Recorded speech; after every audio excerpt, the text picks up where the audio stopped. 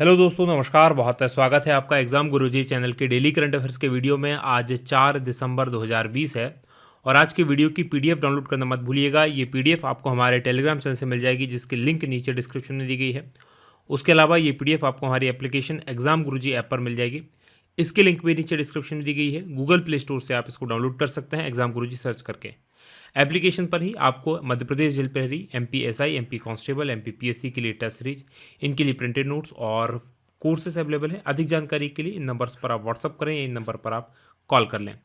आगे बढ़ेंगे, बात करेंगे थॉट ऑफ द डे की। जो आज का हमारा मोटिवेशनल पावरफुल थॉट है कि दुनिया की सबसे बड़ी शक्ति अगर कोई है तो वो है इच्छा शक्ति, जो हम में से प्रत्येक के पास है। इससे बड़ी शक्ति दुनिया में कोई भी नहीं है, क्योंकि इच्छा शक्ति वो शक्ति है जो दुनिया के हर असंभव काम को आपके लिए संभव बना सकती है।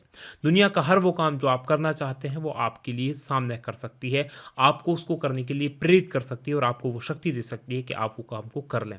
तो इस इच्छा शक्ति का, अपनी विल पावर का जितना यूज़ कर सकते हैं उतना यूज़ कीजिए, क्योंकि ये एक अक्षय खजाना है, यानी कि जो कभी भी खत्म नहीं होगा। ऐसा नहीं कि आप एक बार यूज़ कर लेंगे तो दूसरी बार खत्म हो जाएगा। ये अक्षय स्रोत है, ये लगातार मिलेगा और अपनी इच्छा शक्ति का प्रयोग कीजिए। इसी थॉट के साथ आगे बढ़ेंगे, बात करेंगे क्विक रिवीजन कल के पढ़े गए करंट अफेयर के प्रश्नों का। पहला प्रश्न है कि देश में विकसित पहले 100 ऑक्टेन प्रीमियम पेट्रोल का उद्घाटन किस कंपनी के द्वारा किया गया है? तो इसका उद्घाटन हुआ है इंडियन ऑयल कॉर्पोरेशन के द्वारा। दूसरा प्रश्न, अंतर्राष्ट्रीय दिव्यांग दिवस कब मनाया जाता है? तो 3 दिसंबर को। तीसरा प्रश्न है कि किस देश की संसद ने क्लाइमेट इमरजेंसी बिल पास किया है? तो ये न्यूजीलैंड की संसद ने। चौथा प्रश्न है कि कोरोना टीकों को इस्तेमाल की मंजूरी देने वाला पहला देश कौन सा बना है? तो ये ब्रिटेन बना है। और पांचवा प्रश्न है कि यूएस एयर क्वालिटी इंडेक्स में दिल्ली किस स्थान पर है? तो इसमें दिल्ली दूसरे स्थान पर है। छठवां प्रश्न है कि भारत में वाफ्टा ब्रेक थ्रू पहल के एम्बेसडर कौन बने हैं? तो ये बने हैं AR रहमान। और सातवां प्रश्न है कि हाल ही में किस प्रदेश में ग्रामीण क्षेत्रों के लिए 5 स्टार ग्रामीण डाक योजना शुरू की गई है? तो ये उत्तराखंड में। और आठवां प्रश्न है कि किस प्रदेश में 1 दिसंबर से केंद्रीय जनजातीय कार्य मंत्री अर्जुन मुंडा ने आदि महोत्सव के पहले वर्चुअल संस्करण का शुभारंभ किया है? तो मध्य प्रदेश में। और नवा प्रश्न है कि हाल ही में उत्तर भारत के किस नगर निगम बॉन्ड को BSE में लिस्टिंग हुई है? और ये लखनऊ का है। 10वां प्रश्न है कि एक दिवसीय अंतर्राष्ट्रीय क्रिकेट में सबसे तेज 12,000 रन बनाने वाले पहले खिलाड़ी कौन बन गए हैं? तो ये बने हैं विराट कोहली। ये थे हमारे कल के पढ़े गए करंट अफेयर के प्रश्नों का क्विक रिवीजन। आगे बढ़ेंगे, आज के प्रश्नों की बात करेंगे। और आज के करंट अफेयर का पहला प्रश्न है कि किसने देश के सभी थाने और जांच एजेंसियों के दफ्तर में CCTV कैमरे लगाने का आदेश दिया है? और ये आदेश दिया गया है सुप्रीम कोर्ट के द्वारा, यानी कि ए ऑप्शन प्रश्न का सही उत्तर है। डिटेल देख लीजिए क्या है। तो सुप्रीम कोर्ट ने 2 दिसंबर को देश के सभी थानों में CCTV कैमरे लगाने का निर्देश जारी किया है। और सुप्रीम कोर्ट ने यह भी कहा है कि केंद्र सरकार के जो CBI है, ED है यानी कि प्रवर्तन निदेशालय है, राष्ट्रीय जांच एजेंसी यानी कि NI है, ऐसी जितनी भी जांच एजेंसियां हैं उनके दफ्तर में भी CCTV कैमरे और रिकॉर्डिंग उपकरण लगाए जाएं। जिनके पास गिरफ्तारी करने और पूछताछ करने का अधिकार है उन सबको अपने यहाँ CCTV कैमरे लगाने होंगे। थाने के सभी एंट्री और एग्जिट पॉइंट, मेन गेट, सभी लॉकअप, लॉबी और रिसेप्शन एरिया में CCTV होना अनिवार्य कर दिया गया है। बात करें सुप्रीम कोर्ट की, तो ये भारत का शीर्ष न्यायिक प्राधिकरण है। इसका उद्घाटन हुआ था 28 जनवरी 1950 को और अनुच्छेद 124 में इसकी व्यवस्था की गई है। कुल 34 न्यायाधीश इसके हैं।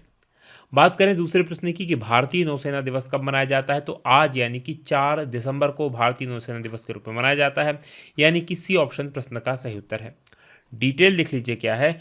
तो क्या होता है कि 4 दिसंबर को, याद रखिएगा, भारतीय नौसेना दिवस के रूप में मनाया जाता है। और ये दिवस 1971 में जो जंग लड़ी गई थी भारत और पाकिस्तान के बीच में, जिसके बाद बांग्लादेश का जन्म हुआ था, उसमें भारतीय नौसेना की पाकिस्तानी नौसेना पर जीत की याद में इसको मनाया जाता है। भारतीय नौसेना ने एक ऑपरेशन ट्राइडेंट चलाया था, जिसके तहत 4 दिसंबर 1971 को भारतीय नौसेना ने कराची का जो नौसैनिक अड्डा है उस पर हमला बोल दिया था। और भारतीय नौसेना का वर्तमान में देखा जाए विश्व में 7वां स्थान है, जबकि दक्षिण एशिया में सबसे बड़ी नौशक्ति भारत है। यह आपको याद रखना है। अच्छा, आगे बढ़ेंगे, बात करेंगे तीसरे प्रश्न की कि भारत ने किस देश के साथ बौद्धिक संपदा क्षेत्र में समझौता किया है? और ये समझौता किया गया है अमेरिका के साथ में, यानी कि डी ऑप्शन प्रश्न का सही उत्तर है। डिटेल देख लीजिए क्या है। तो केंद्र सरकार ने बौद्धिक संपदा के क्षेत्र में सहयोग बढ़ाने के लिए अमेरिका के साथ एक समझौते पर हस्ताक्षर किए हैं। उद्योग और अंदरूनी व्यापार संवर्धन संवर्धन विभाग जो भारत सरकार का है, इसने 2 दिसंबर को बौद्धिक संपदा के क्षेत्र में सहयोग बढ़ाने के लिए अमेरिका पेटेंट एंड ट्रेडमार्क कार्यालय के साथ ये समझौता किया है। और इस समझौते के तहत बौद्धिक संपदा अधिकार में दोनों देशों के बीच में उद्योग, विश्वविद्यालय, अनुसंधान संस्थाओं के स्तर पर अनुभव और बेहतरीन तौर तरीके जो हैं उनके ज्ञान को, टेक्नोलॉजीज को एक दूसरे देशों के साथ साझा किया जाएगा। बात संयुक्त राज्य अमेरिका की करें, यहाँ की वाशिंगटन डीसी राजधानी है। राष्ट्रपति अभी तक तो डोनाल्ड ट्रंप हैं, जल्द ही जो बिडेन सत्ता संभाल लेंगे। ये जनवरी का महीना होता है जहाँ पर संभवतः, अगर मैं सही से याद कर पा रहा हूँ, 16 या 20 जनवरी को सत्ता संभालते हैं वहाँ के नए राष्ट्रपति। और मुद्रा अमेरिकन यहाँ की अमेरिकन डॉलर है। चलिए मैप में मैं आपको अब अमेरिका लिए चलता हूँ। तो जैसा कि आप स्क्रीन पर देख पा रहे हैं, हमारा भारत है और हमारे भारत से अगर आपको अमेरिका जाना है तो अमेरिका भारत के जस्ट अपोजिट पीछे की तरफ स्थित है। तो पूरब से जाएं या पश्चिम से जाएं, पहुंचेंगे अमेरिका ही। ये अमेरिका आपको दिखाई दे रहा होगा जिसकी सीमा ऊपर कनाडा के साथ में और नीचे मैक्सिको के साथ में लगी हुई है। इस तरफ अटलांटिक महासागर है और इस तरफ इसके पश्चिम में प्रशांत महासागर है। अमेरिका का एक राज्य अलास्का ये यहाँ पर स्थित है जो बेरिंग जल संधि के पास में स्थित है और रशिया से ये अलग होता है। एक्चुअल में रशिया ने ही इसको अमेरिका को बहुत सस्ते दामों में बेच दिया था। आगे बढ़ेंगे, बात करेंगे अगले प्रश्न की। अगला प्रश्न चौथा है कि MDH समूह के संस्थापक का नाम क्या है जिनका निधन हो गया है, और इनका नाम था महाशय धर्मपाल गुलाटी, यानी कि बी ऑप्शन प्रश्न का सही उत्तर है। डिटेल लिख लीजिए क्या है। तो MDH महाशयादिहट्टी, MDH का फुल फॉर्म क्या होता है? महाशयादिहट्टी। इस समूह के संस्थापक महाशय धर्मपाल गुलाटी, इनका 3 दिसंबर को दिल का दौरा पड़ने के कारण निधन हो गया और MDH के ब्रांड एम्बेसडर भी यही थे। महाशय धर्मपाल, इनका जन्म 27 मार्च 1923 को सियालकोट, वर्तमान में जो पाकिस्तान में, वहाँ पर हुआ था। ये भारत के बंटवारे के दौरान भारत आए थे और पाकिस्तान से भारत आने के बाद 1959 में मसाले की पहली फैक्ट्री इन्होंने लगाई थी। उससे पहले ये तांगा चलाने का काम करते थे। बात करेंगे पांचवें प्रश्न की कि ग्लोबल टेररिज्म इंडेक्स 2020 में सबसे अधिक प्रभावित देशों में भारत का स्थान कौन सा है? तो इसमें भारत का स्थान 8वां है, यानी कि ए ऑप्शन प्रश्न का सही उत्तर है। डिटेल देख लीजिए क्या है। तो ग्लोबल टेररिज्म इंडेक्स यानी कि GTI 2020 में भारत को 2019 में आतंकवाद से सबसे अधिक जो प्रभावित देश हैं उस सूची में वैश्विक स्तर पर 8वें स्थान पर रखा गया है, यानी कि भारत 8वां सबसे ज़्यादा आतंकवाद से प्रभावित देश है। 163 देशों की सूची है, इसमें अफगानिस्तान सबसे अधिक आतंकवाद प्रभावित देश है, यानी सबसे ऊपर इसको रखा गया है। और इसके बाद दूसरे नंबर पर है इराक और तीसरे नंबर पर है नाइजीरिया। अब वो देश जो इसमें सबसे नीचे हैं, यानी कि जिनमें आतंकवाद की समस्या बहुत कम है, तो 133वें नंबर पर है कतर। एक उज्बेकिस्तान 134वें नंबर पर है और 135वें नंबर पर 29 देश है जहां पर इस प्रकार की कोई समस्या नहीं है। बात करेंगे छठवें प्रश्न की कि BRO के नए महानिदेशक कौन नियुक्त किए गए हैं? तो इसके जो नए महानिदेशक बने हैं वो बने हैं लेफ्टिनेंट जनरल राजीव चौधरी, यानी कि बी ऑप्शन प्रश्न का सही उत्तर है। BRO मतलब बॉर्डर रोड ऑर्गेनाइजेशन। डिटेल देख लीजिए क्या है। तो लेफ्टिनेंट जनरल राजीव चौधरी, इनको सीमा सड़क संगठन बॉर्डर रोड ऑर्गेनाइजेशन इसका 27वां महानिदेशक यानी कि डीजी नियुक्त किया गया है। और लेफ्टिनेंट जनरल चौधरी, इनकी नियुक्ति लेफ्टिनेंट जनरल हरपाल सिंह के स्थान पर की गई है और हरपाल सिंह की जो नियुक्ति हो गई है अब वो भारतीय सेना के नए इंजीनियर इन चीफ के रूप में की गई है। BRO चाइना और पाकिस्तान की सीमा जो भारत के साथ लगी हुई है उन इलाकों में सभी सीमाओं के निर्माण और रखरखाव का काम का जिम्मा संभालता है, यानी पुल बनाना हो, सड़क बनाना हो, उन सब का निर्माण काम करने का बॉर्डर रोड ऑर्गेनाइजेशन ही करता है। बात करेंगे सातवें प्रश्न की कि भारत और ADB ने किस राज्य के लिए $50 मिलियन के ऋण समझौते पर हस्ताक्षर किए हैं, और इस पर हस्ताक्षर किए गए हैं पश्चिम बंगाल के द्वारा, यानी कि बी ऑप्शन प्रश्न का सही उत्तर है। डिटेल देख लीजिए क्या है।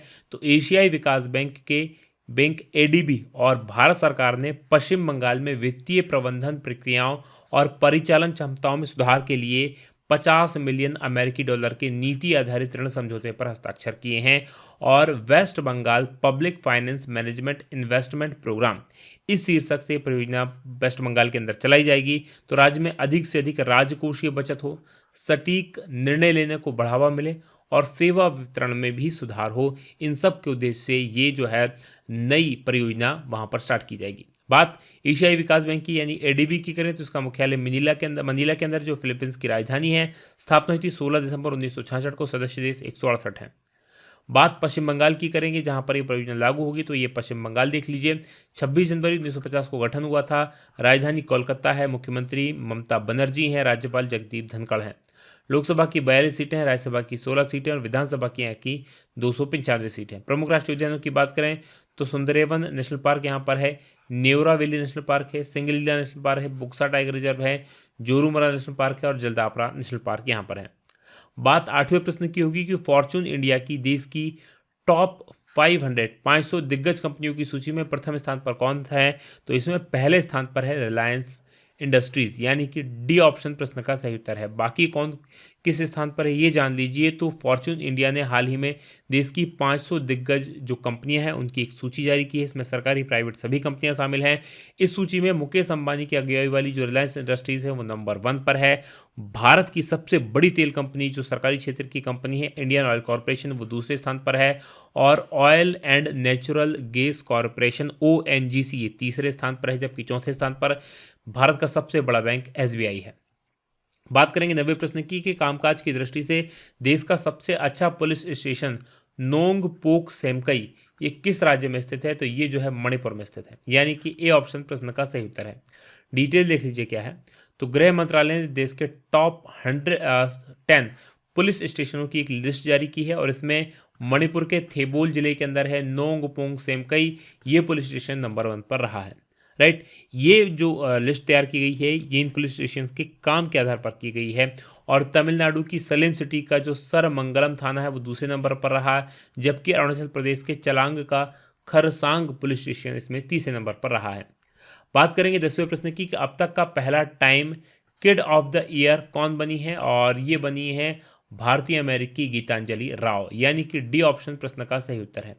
डिटेल देख लीजिए क्या है। तो भारतीय मूल की 15 साल की अमेरिकी किशोरी गीतांजलि राव, इनको टाइम पत्रिका ने अब तक का पहला किड ऑफ द ईयर के रूप में नामित किया है और ये एक मेधावी युवा वैज्ञानिक और आविष्कारक हैं। राइट, गीतांजलि ने प्रौद्योगिकी का उपयोग कर दूषित पेयजल से लेकर अफीम की लत, साइबर धोस ऐसे मुद्दों से निपटने के मामले में काफ़ी कुछ काम किया है। ये वीडियो था आज का हमारा, यहीं तक। बात करेंगे अब कल के सवाल की। कल मैंने आपसे प्रश्न पूछा था कि किस अभिनेता की आत्मकथा आई एम नो मसीहा जल्द ही रिलीज की जाएगी और ये जो है सोनू सूद की आत्मकथा है, यानी कि डी ऑप्शन प्रश्न का सही उत्तर है। अब आज के प्रश्न का उत्तर देना मत भूलिएगा। आज का हमारा प्रश्न है कि किस राज्य में गो कैबिनेट का गठन किया गया है। तो कमेंट करके बताइएगा किस राज्य में गो कैबिनेट का गठन किया गया है और ये वीडियो कैसा लगा ये बताना मत भूलिएगा। आज की बात करेंगे यहीं समाप्त। आप लोगों का बहुत बहुत धन्यवाद। जय हिंद, जय भारत।